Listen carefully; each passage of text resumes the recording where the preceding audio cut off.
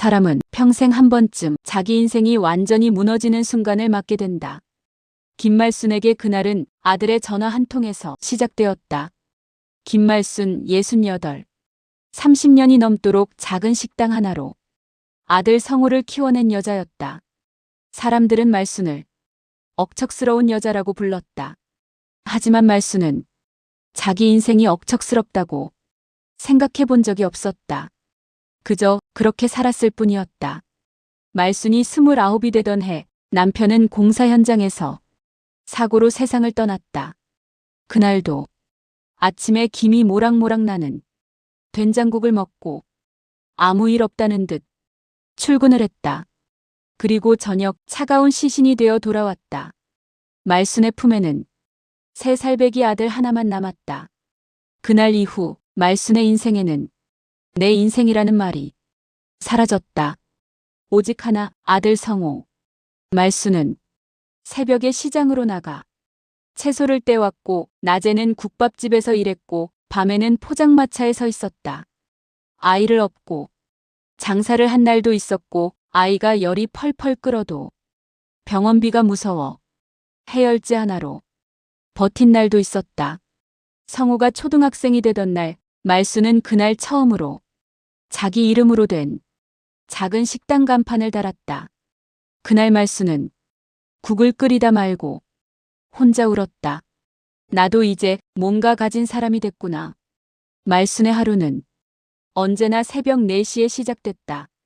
그 시간에 일어나 쌀을 씻고 국을 끓이고 반찬을 만들고 도시락 하나를 가장 먼저 쌌다.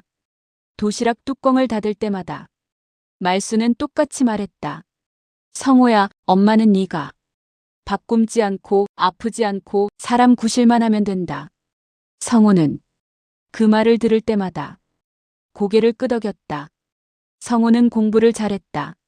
말순은 학원 한 번 보내지 못했지만 성호는 늘 반에서 앞자리에 앉아 있었다. 고등학교 입학식 날 성호가 말했다. 엄마, 나 잘해서 엄마 식당 더 크게 할게. 그날 말순은 김밥을 말다가 손을 부들부들 떨었다. 기뻐서가 아니라 미안해서였다. 그리고 지금 성호는 42이 되었고 중소기업 과장이 되었고 여전히 말순의 유일한 자랑이었다. 비 오는 날이면 말순은 늘 걱정했다.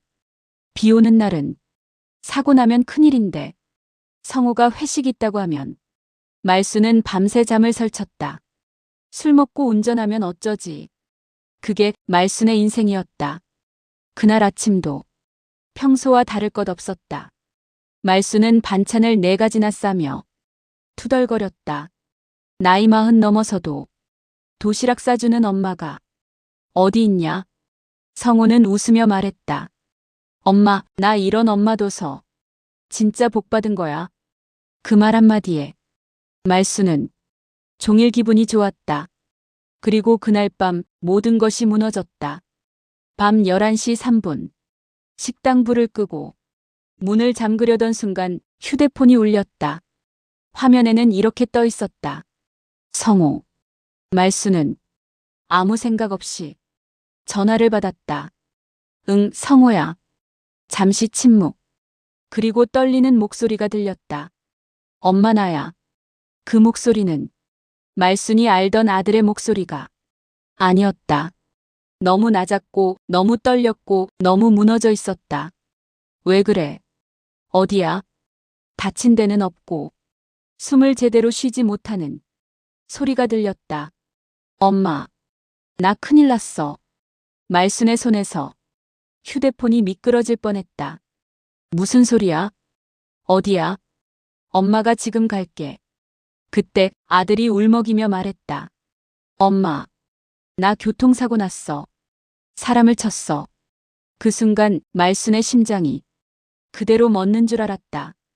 잠시 뒤 전화기 너머에서 낯선 남자의 목소리가 들려왔다. 지금 아드님은 경찰에 체포 대기 중입니다. 합의를 하지 않으면 곧바로 구속됩니다. 구속이라는 말에 말순의 다리는 힘이 풀려 바닥에 주저앉았다. 얼마면 되나요? 입에서 저절로 말이 튀어나왔다. 남자는 아주 담담하게 말했다. 지금 당장 3천만 원이 필요합니다. 3천만 원. 그 돈은 말순이 30해 동안 국을 끓이고 설거지를 하고 손이 퉁퉁 붓도록 일해서 모은 전 재산이었다. 하지만 말순의 머릿속에는 오직 한 생각뿐이었다. 내 아들 감옥 가면 안 된다. 새벽 1시 무인 현금 인출기 앞에서 말순은 카드를 넣었다가 빼기를 몇 번이나 반복했다. 손이 너무 떨려 번호를 제대로 누르지 못했다. 그녀는 울면서 중얼거렸다. 성호야, 엄마 돈은 없어도 되는데 너만은 감옥 가면 안 된다. 그리고 결국 송금 버튼을 눌렀다. 3천만 원. 10초 만에 말순의 인생이 사라졌다. 전화는 그 순간 끊어졌다. 다시 걸어도 연결되지 않았다. 그리고 다음 날 아침 말순은 거의 뜬 눈으로 밤을 새운 채 식당 문을 열었다. 그때 아무 일도 없다는 듯 식당 문이 열렸다. 아들 성호였다. 엄마, 왜 이렇게 일찍 나왔어? 그 순간 말순은 아들의 얼굴을 보는 순간 그대로 주저앉고 말았다. 성호야, 너 어젯밤에 사고 났다며. 성호는 이해할 수 없다는 얼굴로 말했다. 무슨 소리야? 나 어제 회식하고 집에 바로 갔는데. 그 말이 끝나는 순간 말순은 모든 걸 깨달았다. 그 전화는 아들의 전화가 아니었다. 머릿속은 완전히 하얘져 버렸다. 3천만 원. 사기였다. 그날 오후 말순과 성호는 경찰서에 앉아 있었다. 형사는 조용히 말했다. 전형적인 보이스피싱입니다. 이 경우 돈은 대부분 찾기 어렵습니다. 말순은 한마디도 하지 못했다. 3천만 원은 돈이 아니었다. 말순의 노후였고 수술비였고 마지막 안전줄이었다. 그날 밤 말순은 불 꺼진 식당에 혼자 앉아 있었다. 그때 휴대폰이 다시 울렸다. 모르는 번호. 말순은 떨리는 손으로 문자를 열었다. 그 안에는 단 한 줄이 적혀 있었다. 아직도 내 아들이 멀쩡하다고 믿나. 그 순간 말순은 숨을 제대로 쉴 수 없었다. 그들은 아직 끝내지 않았다. 사람은 한 번 속으면 두 번은 안 속을 수 있을 것 같지만 두려움이 깊어지면 사람은 이성보다 공포를 먼저 믿게 된다. 김말순은 그 사실을 아들의 이름이 다시 울리는 순간 뼈저리게 깨달았다. 3천만 원을 잃은 날 이후 말순의 하루는 완전히 망가졌다. 밤에는 제대로 잠을 자지 못했고 낮에는 손님 얼굴이 제대로 보이지 않았다. 국에 소금을 넣어놓고도 또 넣고 반찬을 하다 말고 불을 꺼놓은 채 한참을 멍하니 서 있기도 했다. 손님들이 물었다. 사장님, 어디 편찮으세요?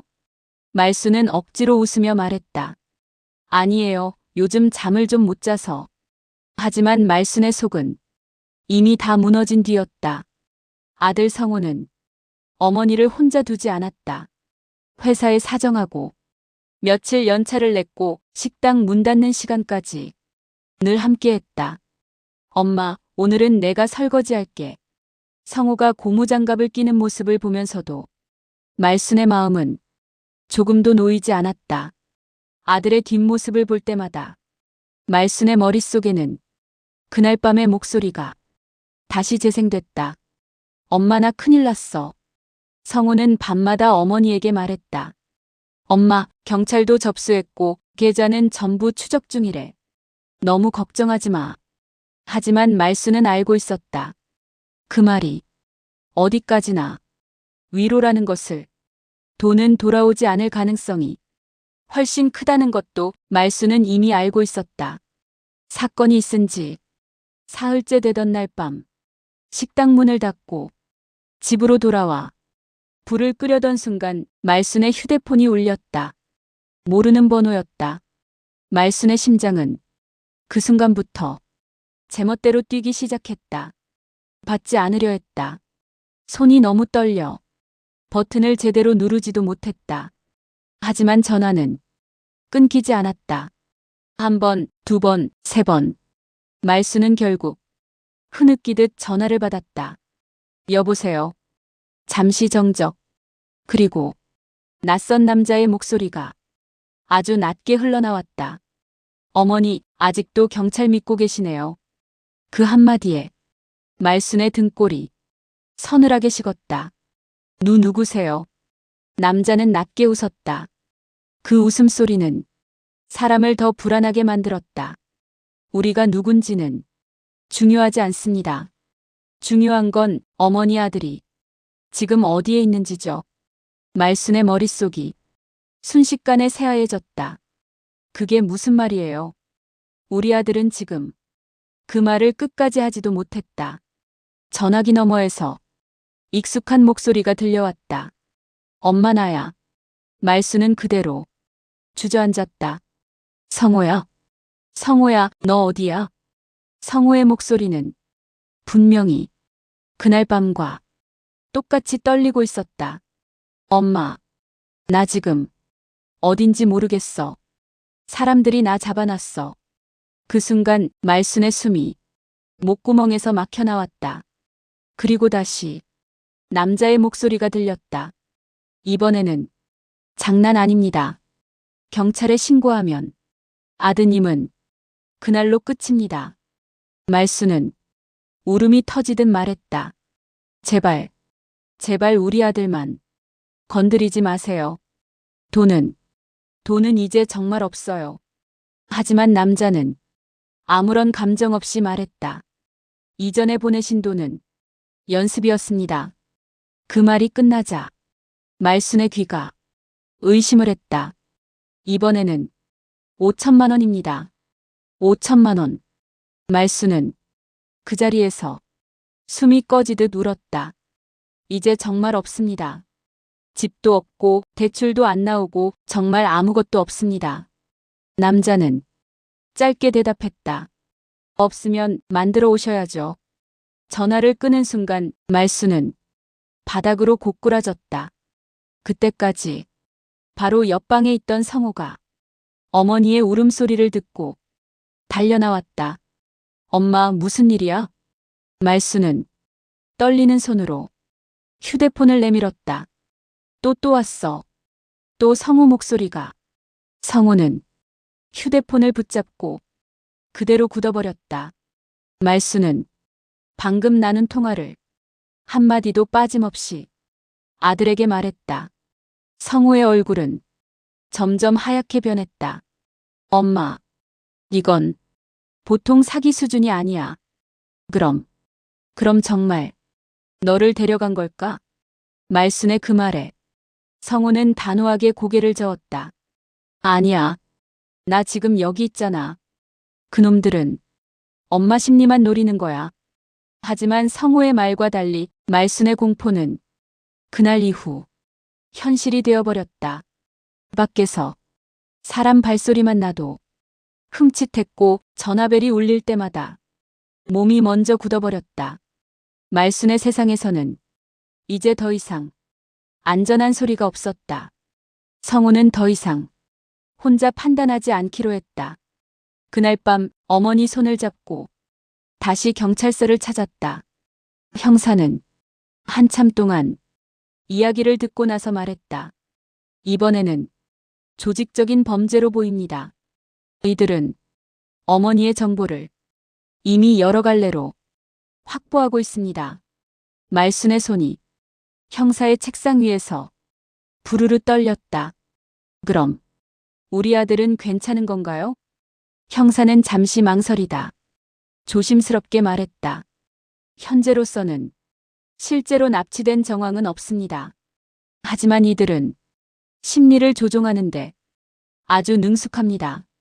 그날 이후 경찰은 성호에게 말했다. 앞으로 조직이 어떤 방식으로든 다시 연락을 할 겁니다. 그때는 절대로 혼자 대응하지 마시고 즉시 저희에게 알려주세요. 성호는 굳은 얼굴로 고개를 끄덕였다. 그날 밤 말순은 방 안에서 혼자 잠들지 못했다. 불을 다 끄지 못했고 현관문도 몇 번이나 확인했고 창문도 다시 잠갔다. 성호는 어머니 방 바닥 옆에 이불을 깔고 누웠다. 엄마, 오늘은 내가 여기서 잘게. 말수는 그제야 눈물이 조용히 흘러내렸다. 성호야, 엄마 때문에 너까지. 엄마, 지금은 나 때문에 엄마가 살아있는 거야. 새벽 2시. 모두가 잠든 시간. 말순의 휴대폰이 진동 없이 조용히 빛났다. 문자 한 통이었다. 말순은 두려움에 손이 굳어버려 한동안 움직이지 못했다. 그리고 떨리는 손으로 문자를 열었다. 그 안에는 단 한 줄이 적혀 있었다. 우리는 아직 시작도 안 했다. 그 문장을 보는 순간 말수는 속으로 깨달았다. 이건 단순한 사기가 아니다. 이건 끝이 보이지 않는 지옥의 문이다. 그리고 그 지옥의 문 앞에 이제 아들 성호가 서게 되었다. 전화를 끊고 난 뒤에도 말순의 귀에는 그 문장이 계속 맴돌았다. 우리는 아직 시작도 안 했다. 그 말은 경고였고 선전포고였고 폭탄 같은 말이었다. 말수는 그날 이후 눈을 감아도 잠들지 못했다. 눈을 뜨고 있어도 세상이 제대로 보이지 않았다. 성호는 사건이 단순하지 않다는 걸 이미 직감하고 있었다. 그리고 더 이상 어머니를 혼자 두지 않겠다고 마음속으로 결심했다. 그는 다시 담당 형사에게 전화를 걸었다. 형사님, 그쪽에서 다시 연락이 왔습니다. 형사는 짧게 말했다. 이제부터는 아드님이 미끼가 되어야 합니다. 그 말은 차분했지만 그 안에는 커다란 위험이 담겨 있었다. 형사는 설명했다. 이 조직은 단순히 돈만 노리는 게 아닙니다. 공포를 반복해서 주고 사람을 무너뜨린 뒤 끝까지 짜내는 방식입니다. 그리고 지금 이 순간부터 그들은 어머님을 계속 흔들 것이고 결국 아드님을 끌어내려 할 겁니다. 성호는 한동안 말이 없었다. 그리고 짧게 대답했다. 제가 하겠습니다. 그날 이후 말순의 휴대폰은 경찰의 관리 대상이 되었다. 전화가 울리면 무조건 스피커를 켜고 형사가 옆에서 모든 내용을 듣도록 했다. 말순은 목소리가 떨리지 않도록 연습까지 했다. 울음을 삼키는 연습, 숨을 고르는 연습, 아무 일 없는 척 대답하는 연습. 평생 국만 끓이던 손으로 이제는 연기를 연습하고 있었다. 그리고 사흘 뒤 밤 마침내 그 전화가 다시 왔다. 모르는 번호. 말수는 숨을 고르고 전화를 받았다. 여보세요. 잠시 뒤 그 남자의 목소리가 다시 들려왔다. 어머니, 생각은 좀 정리되셨습니까? 말수는 떨리는 목을 억지로 누르고 말했다. 돈은 아직 준비가 안 됐어요. 남자는 비웃듯 말했다. 준비가 안 된 게 아니라 준비를 안 한 겁니다. 시간은 드리겠습니다. 내일 밤 10시까지입니다. 그때도 준비가 안 돼 있다면 아드님이 어떻게 되는지는 저도 책임 못 집니다. 말순의 손에서 휴대폰이 떨어질 뻔했다. 그때 성호가 조용히 고개를 끄덕였다. 형사도 작게 고개를 끄덕였다. 계획대로였다. 그날 밤 성호는 형사와 함께 모든 대화를 다시 복귀했다. 전화 음성, 숨소리의 간격, 말을 끊는 타이밍, 협박의 순서. 형사는 말했다. 이 조직은 체계가 있습니다. 위에서 명령이 내려오고 아래가 움직입니다. 그리고 분명 내부에 불안한 인물이 하나 있습니다. 성호는 그 말의 의미를 바로 이해하지는 못했다. 하지만 곧 그 말이 현실이 되었다. 다음 날 밤 약속한 시간 10시 정각. 말순의 휴대폰이 울렸다. 이번에는 남자가 먼저 말했다. 돈은 준비되었습니까? 말순은 형사의 신호를 받고 대답했다. 조금만 더 시간이 필요해요. 남자는 잠시 침묵했다. 그리고 아주 낮은 목소리로 말했다. 어머니, 우리가 시간을 줄 대상은 아닙니다.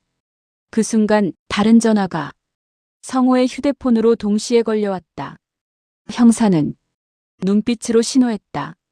받아. 성호는 전화를 받았다. 박성호 씨 맞습니까? 낯선 남자의 목소리였다. 이번에는 위협이 아닌 확인하는 어조였다. 네, 맞습니다. 어머님이 많이 불안해하시더군요. 괜히 경찰 같은데 기웃거리지 마시고 조용히 끝내는 게 서로 좋습니다. 그 말 속에는 분명한 경고가 들어있었다. 성호는 차분하게 말했다. 돈이 필요하면 저에게 직접 말하십시오. 잠시 정적. 그리고 남자가 낮게 웃었다. 생각보다 용감하군요. 그 용기 끝까지 유지할 수 있을까요? 전화를 끊고 난 뒤 형사는 조용히 말했다. 확실합니다. 이제 조직 전체가 아드님을 인식하기 시작했습니다. 지금부터는 어머님이 아니라 아드님이 이들의 표적이 됩니다. 말수는 그 말을 듣고 그대로 무너져 내렸다. 내가 전화만 안 받았어도. 성호는 어머니의 손을 단단히 잡았다. 엄마, 이제부터는 내가 지킬게. 그날 이후 성호는 경찰과 함께 움직이기 시작했다. 누가 미행하는지, 어디서 전화가 오는지, 어느 지역에서 신호가 잡히는지. 조직의 전화는 늘 다른 지역을 찍고 있었지만 공통점이 하나 있었다. 발신 위치가 항상 같은 시간대에 같은 방향으로 이동하고 있다는 것. 형사는 그 점을 놓치지 않았다. 이들은 한 곳에 있지 않습니다. 차량을 이용해 움직이면서 전화를 거는 조직입니다. 그리고 사흘째 되던 날 첫 번째 실수가 조직 쪽에서 나왔다. 남자가 실수로 차량 안에서 무전기 소리를 끼워 넣은 것이다. 아주 짧았지만 형사는 그 소리를 절대로 놓치지 않았다. 이제 잡힙니다. 그날 밤 성호는 처음으로 조직의 그림자를 직접 느끼게 된다. 낯선 번호로 문자가 도착했다. 당신이 다음 순서입니다. 그 문장을 보는 순간 성호는 비로소 깨달았다. 이 싸움은 돈의 문제가 아니라 사람의 목숨을 담보로 한 전쟁이라는 것을. 그리고 그 전쟁의 중심에는 이제 아들 성호가 서 있었다. 조직의 첫 실수가 포착된 이후 경찰은 이 사건을 단순 보이스피싱이 아닌 조직 범죄 전담 라인으로 넘겼다. 성호에게는 더 이상 혼자가 아니었다. 그의 뒤에는 늘 형사가 함께 움직이고 있었다. 하지만 그 사실이 마음의 불안을 완전히 지워주지는 못했다. 형사는 성호에게 말했다. 이제 이들은 아드님을 중심으로 움직이게 됩니다. 어머님한테 다시 연락이 와도 그건 미끼일 가능성이 큽니다. 성호는 고개를 끄덕였다. 하지만 마음 한편은 불안으로 가득 차 있었다. 조직이 어느 수준까지 자기들을 알고 있는지 그는 아직 알 수 없었다. 그날 밤 말순의 휴대폰이 다시 울렸다. 이번에는 전화가 아니라 문자였다. 내일 밤 11시 아드님 혼자 나오십시오. 말순은 그 문자를 보고 그 자리에 주저앉았다. 성호야, 이제 너를 부른대. 성호는 잠시 눈을 감았다가 천천히 말했다. 엄마, 이제 피하지 않는다. 경찰은 즉시 작전에 들어갔다. 성호는 조직이 요구한 대로 혼자 나가는 척하지만 실제로는 멀찍이 형사들이 배치되어 있었다. 형사는 말했다. 이번 만남은 조직 내부에서도 의견이 갈린 상태일 가능성이 큽니다. 누군가는 끝을 보고 싶어 하고 누군가는 지금 빠져나가고 싶어 합니다. 성호는 그 말의 뜻을 곧 알게 된다. 약속된 밤 11시. 성호는 조직이 지목한 외진 공터에 도착했다. 주변엔 불빛이 거의 없었고 멀리서 차량 불빛만 드문드문 보였다. 그때 낯선 남자 하나가 성호 앞으로 다가왔다. 박성호 씨 맞죠? 혼자 나온 건 마음에 듭니다. 성호는 침착하게 대답했다. 저 말고 또 누가 있습니까? 남자는 잠시 머뭇거리다 말했다. 위에서 오늘은 내가 직접 나오라고 했습니다. 그 말은 조직 내부에도 위와 아래가 분명히 존재한다는 뜻이었다. 대화가 이어지던 중 성호의 휴대폰에 아주 짧은 진동이 왔다. 형사의 메시지였다. 지금 내 앞에 있는 남자 윗선이 아니다. 그 순간 성호는 눈앞의 남자가 말단임을 직감했다. 그리고 동시에 조직 내부 누군가가 경찰에게 정보를 흘리고 있다는 것도. 성호는 조용히 물었다. 진짜로 당신들이 원하는 건 돈입니까? 남자는 잠시 침묵하다가 의외의 말을 했다. 처음에는 돈이었습니다. 그런데 이제는 다른 문제가 됐습니다. 그 말에는 불안이 섞여 있었다. 그때 멀리서 또 다른 차량 불빛이 공터로 들어왔다. 그 순간 앞에 있던 남자는 작게 중얼거렸다. 왔군. 이제 끝이야. 그 말은 조직 내부의 갈등이 극에 달했다는 뜻이었다. 차량에서 내린 남자는 말투부터 달랐다. 쓸데없는 말하지 마라. 우리는 오늘 끝을 보러 왔다. 앞에 있던 남자의 목소리는 확연히 작아졌다. 그 순간 성호의 휴대폰에 형사의 메시지가 다시 떴다. 앞에 나온 인물, 조직 핵심이다. 그리고 그 다음 순간 성호의 휴대폰으로 또 다른 메시지가 몰래 도착했다. 번호는 조직에서 쓰던 번호였지만 내용은 전혀 달랐다. 지금부터 당신이 말하는 대로 움직이십시오. 당신을 살릴 수도 있습니다. 성호는 숨이 멎는 줄 알았다. 조직 내부에 분명히 배신자가 있었다. 성호는 형사의 신호에 맞춰 일부러 시간을 끌었다. 돈은 가져오지 않았습니다. 확실한 거래 조건부터 듣고 싶습니다. 조직 핵심은 표정이 굳었다. 지금 장난할 때가 아닙니다. 그 순간 앞에 있던 말단 남자가 작게 말했다. 아직 확인 안 됐습니다. 그 말은 완벽한 내부 균열이었다. 그 틈을 타 경찰 쪽에서 차량 이동이 시작됐다. 아직 들키지는 않았지만 이제 작전은 돌이킬 수 없는 지점으로 들어가고 있었다. 같은 시각 집에 남아있던 말수는 가만히 앉아 아들의 사진만 바라보고 있었다. 성호야, 제발 무사히만. 기도라는 건 사실 어떤 힘이 아니라 견딜 수 없는 공포의 다른 이름이라는 걸 그날 말수는 처음 알게 되었다. 그리고 그 순간 성호의 휴대폰이 짧게 한번 울렸다. 형사의 메시지였다. 지금부터 속도가 붙는다. 조직 내부의 균열, 그리고 배신자의 존재. 이제 이 사건은 돈의 문제가 아니라 서로가 서로를 의심하고 무너뜨리는 전면전으로 바뀌고 있었다. 그리고 이 전쟁의 끝은 바로 다음 밤에 결판이 나게 된다. 그 밤은 이상하게도 너무도 평온하게 시작됐다.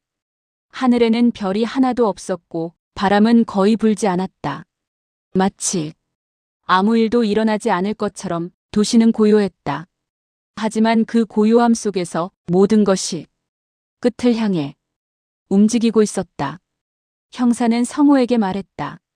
오늘 밤 끝이 납니다.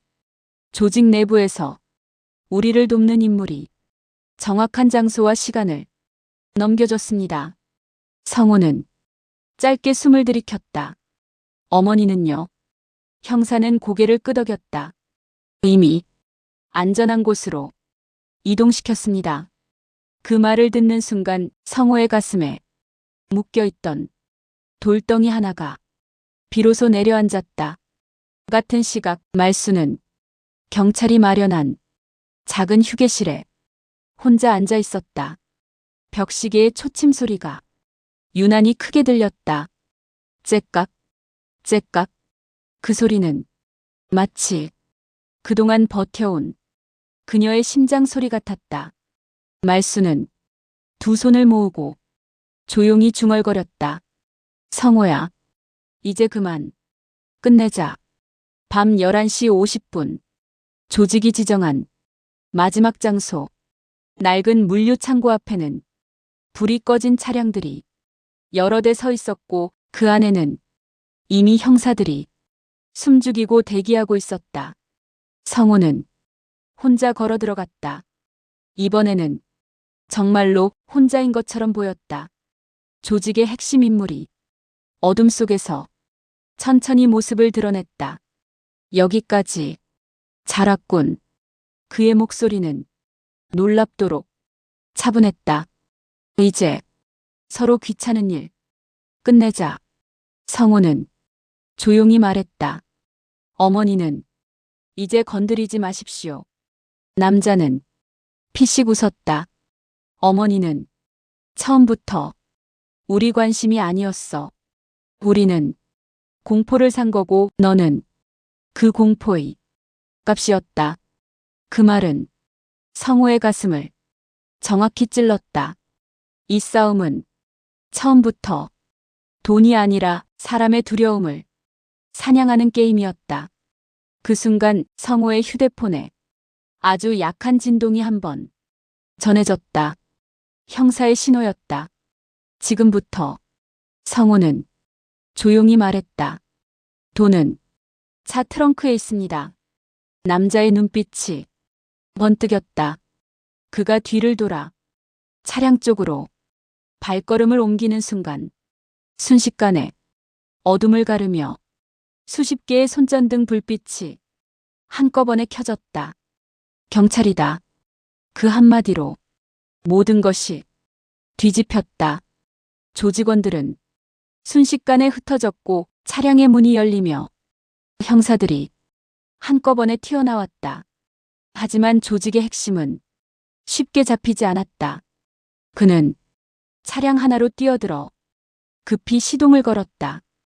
그 순간 성호는 자신도 모르게 앞으로 뛰어나갔다. 도망가지 마십시오. 그 짧은 외침이 그를 붙잡았다. 초조하게 흔들리던 남자의 눈빛이 순간 성호와 마주쳤다. 타이어가 미끄러졌다. 그리고 그 순간 앞을 막아선 경찰 차량과 정면으로 부딪혔다. 거대한 충격음이 어둠을 찢었다. 그것이 이 긴 밤의 마지막 소리였다. 잠시 후 남자는 수갑이 채워진 채 바닥에 무릎 꿇었다. 그가 처음으로 낮은 목소리로 중얼거렸다. 우리는 너희가 이렇게까지 버틸 줄은 몰랐다. 그 말은 패자의 유일한 변명이었다. 그 시각 말순이 대기실에서 급히 뛰어나왔다. 형사가 전화기를 내밀며 말했다. 아드님, 무사합니다. 그 말을 듣는 순간 말순은 그 자리에 주저앉아 울었다. 참고 참아온 눈물이 그제야 한꺼번에 흘러나왔다. 잠시 뒤 성호가 천천히 문 안으로 들어왔다. 말수는 아무 말도 하지 못한 채 아들의 얼굴만 한참 바라보다가 조용히 말했다. 사람만 있어줘서 그거면 됐다. 성호는 아무 말 없이 어머니를 꼭 안아들였다. 그들은 아무 말도 하지 않았지만 그 품 안에는 그동안 하지 못한 모든 말이 다 들어있었다. 며칠 뒤 사건은 전면 검거로 마무리되었다. 조직 전체가 한꺼번에 검거되었고 그동안 숨겨져 있던 수많은 피해 사례가 세상 밖으로 드러났다. 그리고 그 중심에는 말순과 성호의 이름도 조용히 기록되었다. 말순의 식당은 다시 문을 열었다. 벽에는 예전보다 조금 더 밝은 조명이 달려 있었다. 그리고 그 주방 안에는 이제 혼자가 아닌 말순과 성호가 함께 서 있었다. 국을 끓이는 소리, 불 위에서 나는 작은 소리들이 그날따라 유난히 따뜻하게 들렸다. 말순은 국을 저으며 조용히 말했다. 나 이제 전화 소리 덜 무섭다. 성호는 웃으며 대답했다. 이제는 엄마 뒤에 제가 있잖아요. 그 말에 말순은 아무 말 없이 고개만 끄덕였다. 그 전화는 처음엔 지옥의 문처럼 열렸다. 하지만 끝에는 두 사람을 다시 서로에게 돌려놓았다. 그리고 그날 이후 말순의 전화기는 더 이상 공포를 울리지 않았다.